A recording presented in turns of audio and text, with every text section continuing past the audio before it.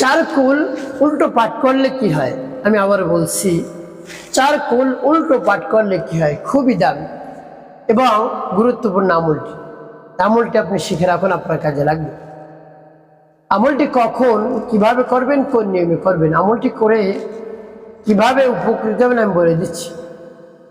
বিস্তারিত জানার জন্য, আমলটি শিখে রাখার জন্য ভিডিওটি না টেনে, না কেটে ধৈর্য এবং মনোযোগ সহকারে শেষ পর্যন্ত দেখতে থাকুন, তাহলে সঠিক নিয়মে আমলটি করতে পারবেন। প্রিয় ভাই বোনেরা, আমলটি করতে আপনার টাকা পয়সা খরচ করতে হবে না, অল্প কিছু সময় ব্যয় করতে হবে। অনেক চেষ্টা সাধনা করছেন, কাজ হয়নি, আপনি এই চেষ্টাটা চালিয়ে দেখুন কি হয়। প্রিয় ভাই বোনেরা, তবে পরিপূর্ণ বিশ্বাস এবং আস্থা নিয়ে আমলটি করতে হবে আপনাকে। ফলাফল দেখে আপনি আনন্দে আত্মহারা হয়ে যাবে। চলুন কিভাবে আমলটি করতে হয় জেনে নেওয়া যাক। আমলের শুরুতে যে কাজটি করতে হবে, উত্তম রূপে পবিত্রতা অর্জন করতে হবে। উত্তম পোশাক পরিধান করে নির্জন একটি জায়গায় আপনি বসবেন কিবলামুখী। এরপরে আমলের দিক মনোযোগ নিয়ে আসবেন। যখন আমলের দিক মনোযোগ চলে আসবে, জীবনের গুনাহের কথা স্মরণ করে ক্ষমা প্রার্থনা করবেন। আস্তাগফিরুল্লাহ, আস্তাগফিরুল্লাহ, আস্তাগফিরুল্লাহ। বা পূর্ণ ইস্তেগফারটি পাঠ করতে পারেন। আস্তাগফিরুল্লাহ রাব্বি মিন কুল্লি যামবি ওয়া আতুবু ইলাইহি লা হাওলা ওয়া লা কুওয়াতা ইল্লা বিল্লাহিল আলিয়্যিল আযীম। যখন পাঠ করে হয়ে যাবে, এরপরে তিনবার দুরূদ শরীফ সাল্লাল্লাহু আলাইহি ওয়াসাল্লাম, সাল্লাল্লাহু আলাইহি ওয়াসাল্লাম, সাল্লাল্লাহু আলাইহি ওয়াসাল্লাম। এরপরে আপনি সেই সূরা পাঠ করবেন। প্রিয় ভাই বোনেরা, কেউ বিভ্রান্ত হবেন না। বলতে পারেন উল্টো পাঠ করলে গুনাহ হবে। কিভাবে উল্টো আপনি দেখুন ভিডিওটি, এরপরে মন্তব্য করবেন, এরাওকে মন্তব্য করবেন। তো যখন সূরা পাঠ করবেন, এর পূর্বে রব্বে কারীমের কাছে বলবেন, আল্লাহ, আপনার শরণাপন্ন হয়েছি, অনেক সমস্যায় পড়ে আছি আমি, সমস্যা থেকে আপনি আমাকে উদ্ধার করুন।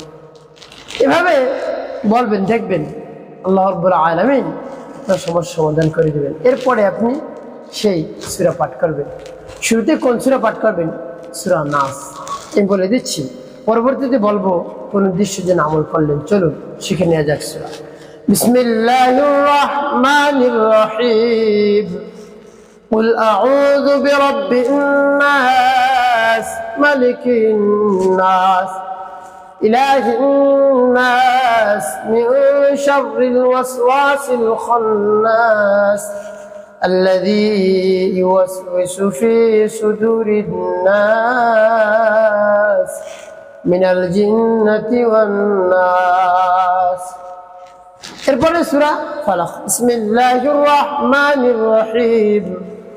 قل أعوذ برب الفلق من شر ما خلق ومن شر غاسق إذا وقب ومن شر النفاثات في العقد ومن شر حاسد إذا حسد. এরপরে সূরা ইখলাস। বিসমিল্লাহির রাহমানির রাহিম। قل هو الله أحد الله الصمد لم يلد ولم يولد لم يكن له كفوا أحد. এরপরে সূরা কাফিরুন। বিসমিল্লাহির রাহমানির রাহিম।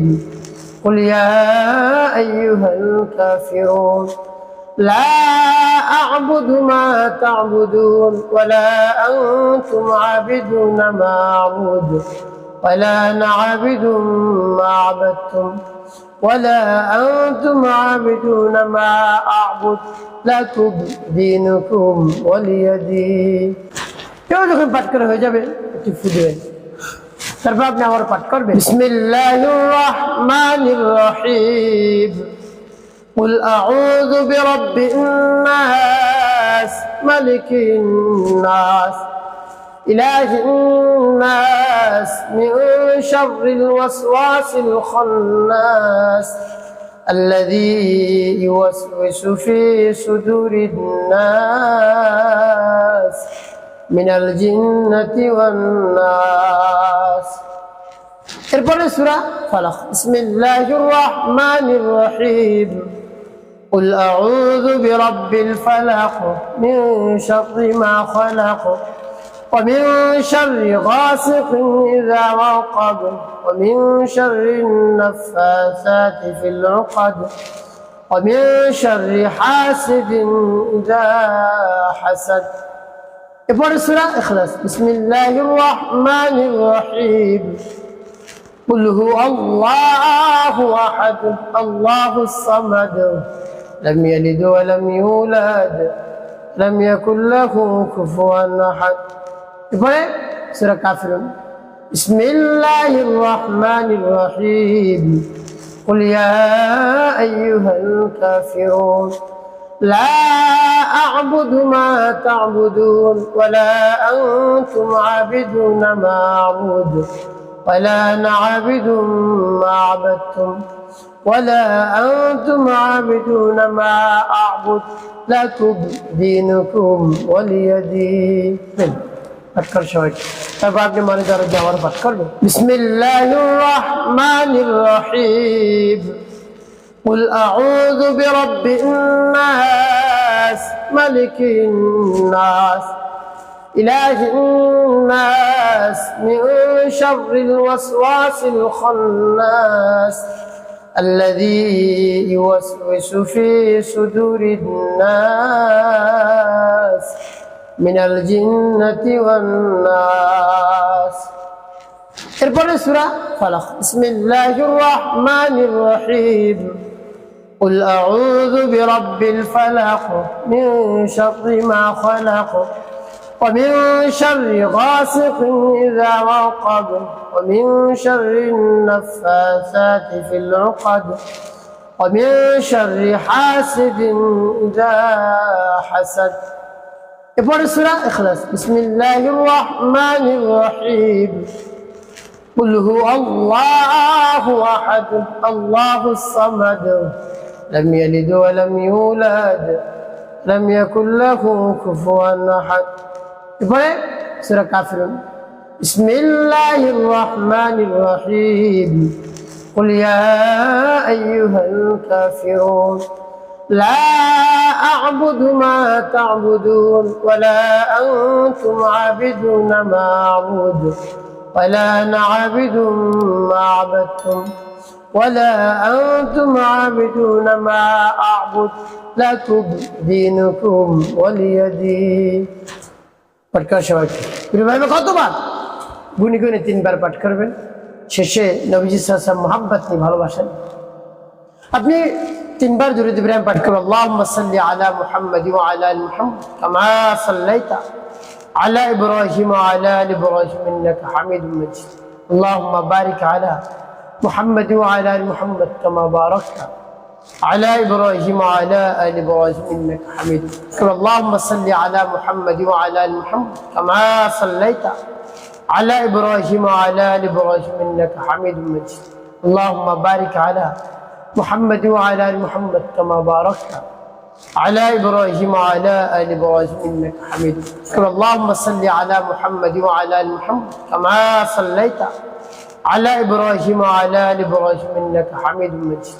اللهم بارك على محمد وعلى آل محمد كما باركت على إبراهيم وعلى آل إبراهيم إنك حميد مجيد.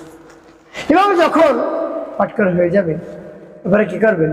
একটু ফিরে এলেন ভাই বোন, আমলটি করা শেষ। কোন উদ্দেশ্যে যেন আমল করলেন ভাই বোনেরা, দেখা যায় আপনার বয়স পেরিয়ে গিয়েছে, দীর্ঘদিন হয়ে গেছে, বিবাহ শাদী হয় না।